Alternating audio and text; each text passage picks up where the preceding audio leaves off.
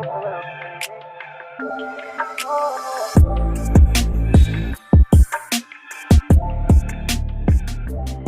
how's it going, everybody? Welcome back to the channel. And so in today's video, I'm going to be giving you guys my tips on what I do to get nearly 2 days of battery life on my Moto G Stylus 5G 2024. Now, some of these tips you guys may already be familiar with. So if you are, or if you're already using it, plug it in the comments to let me know, and how's it working out for you. But before I get started into those tips, if you guys can do me a solid, smash that like button, because it really does truly help out. And it only takes like a couple of seconds of your time. So please do that for me, as well as turning on bell notifications so you don't miss a video upload or when I go live. Now, so the first tip I'm going to give you guys when it comes to getting the longest battery life that I can get out of my Moto G Stylus 5G 2024, or we'll just reference it, the Stylus 2024. First thing I do is that when I'm at home, I'm connected to my home Wi-Fi. Reason why is because my Wi-Fi router is in the house, and anywhere that I go, whether it's the kitchen, living room, bedroom, bathroom, you know, I'm not too far away from the router, so the connection is stable, it's constant, it's flowing, and whatever I do, if I'm, watching media or just being on social media, handles just fine. See, when you leave your phone connected to the network, first of all, you don't know how far the tower is from you, especially the one your phone is connecting to. You could be connected to a much further tower, and what's going to happen there is, the phone, it knows when the signal is getting weak. It knows when the signal is becoming a little unstable. And if you're leaving it on just, regular cellular network data, in order for the phone to maintain that constant, stable connection to the network, it draws more power from the battery if it feels like it needs to keep the signal strong. So thus you're sapping your battery much quicker, especially if you're a lot further away from a cell tower. It's eating your battery. So if you have home Wi-Fi, turn on home Wi-Fi and you'll be good, and your battery will actually extend. Now leads to my second point is when you leave your home, turn off your Wi-Fi unless you're a Helium Mobile customer, and I'll explain why on that in a minute. When you're leaving home, your device is constantly scanning for Wi-Fi signals if you leave Wi-Fi on. So it's like a rule of thumb. When you leave, turn off Wi-Fi. Once you're away from the Wi-Fi signal in your house, just turn it off and let your phone connect to the cell towers. Because as you're driving and you're moving along, you're probably getting closer to a tower. You'll connect to it. You'll get good reception. And as you're moving away from that tower, there's another tower nearby that your phone will seamlessly hand off to maintain the stable connection as you're moving. So when you're at home, use home Wi-Fi. When you're out and about, turn off Wi-Fi. Unless you're Helium Mobile customers, they got to keep Wi-Fi on, only because in order for them to offload data usage onto the Helium network, which comprises of indoor and outdoor hotspots set up by other customers, you got to have Wi-Fi on.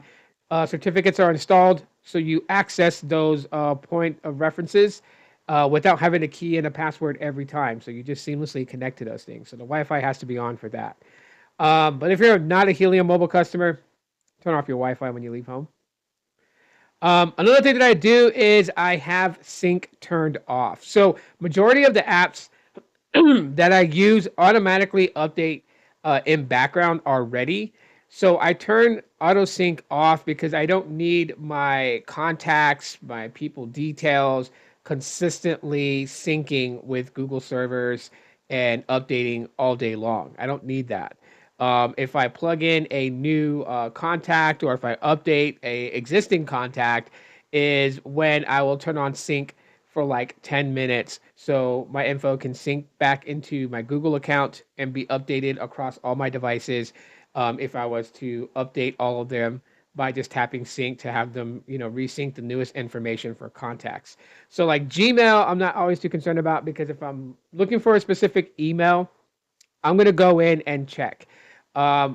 Even with auto sync turned off, I still get notifications for Gmail. Like Gmail notifications will pop up when I get a new email.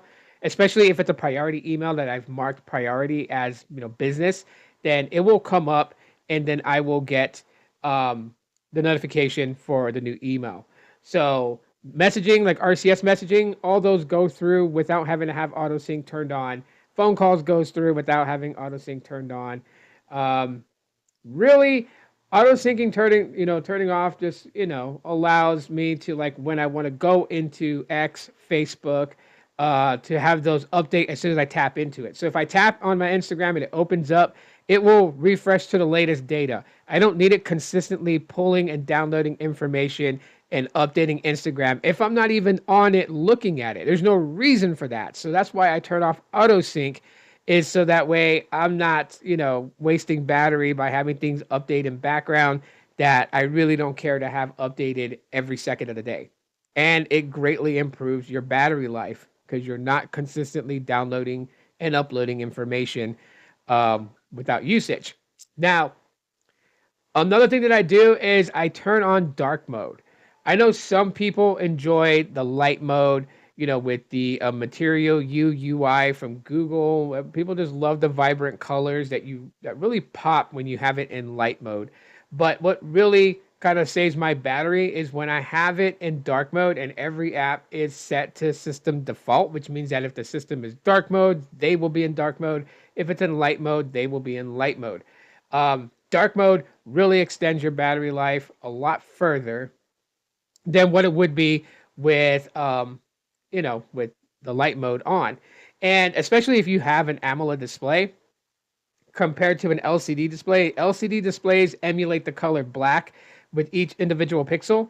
And on a phone with AMOLED display, to emulate the black is like the most easiest concept ever with AMOLED displays. It just basically turns off the pixel to make a dark, deep, enriched black color.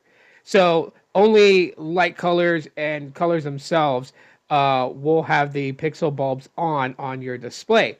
But if it's to emulate a black coloring, those pixels are turned off, which means that the display is drawing less power from your battery. Another thing I could tell you guys, and this kind of correlates with the Wi-Fi situation, but if you're not using any Bluetooth devices connected to your smartphone, if you're not using, wearables or, media earbuds, if you're not using any of that, turn it off. I know, like, when wireless earbuds first came out, people were so strung up on, I got AirPods, I got knockoff AirPods, I got, whatever, Samsung Galaxy Buds, OnePlus Buds, Pixel Buds. And people had this very bad thing where they're not even listening to music, they're not really doing anything, but they keep the buds in their ear and they keep it Bluetooth paired to their phone. Now, what you're essentially doing is you're drawing power from the battery to maintain that connection. Just like cellular and Wi-Fi connection, Bluetooth has that same thing. When you have a device that's Bluetooth capable and it's paired to your device, the further they go from each other, the more power it draws from the battery in order to maintain that constant connection. So basically, you're draining your battery faster for having earbuds in your ear that you're not listening to music for, and that you're just literally keeping your phone in your pocket, or maybe you keep your phone on your desk and you're walking around your house. You're drawing power, and it's wasted power. It's power that is unnecessarily used. So turn your Bluetooth off. I guess a rule of thumb is that if it can be toggled off, there is a point in time in case that you would toggle it off. But yeah, with those, basically, that's how I extend my battery. And the last thing is with the animations, I open up developer options, I go to the animations, and I turn them off. I scale them to 0.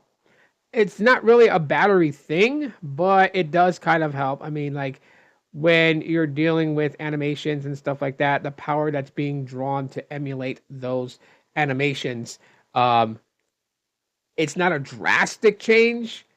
It's a very minor change, probably nearly insignificant, but it still does help save a little bit on the battery. And then, of course, brightness. Okay.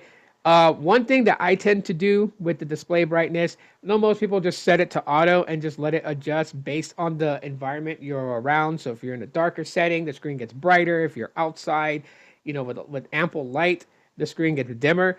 I like to control the brightness, so I turn off auto brightness because I have a sweet spot that kind of like does good no matter if there's like good natural lighting coming in from the outside or if it's darker. No matter which scenario it is, I can see pretty good. And then when I go outside, if I need to see my display, I can find the brightness slider and slide it to max in order to see outside in direct sunlight.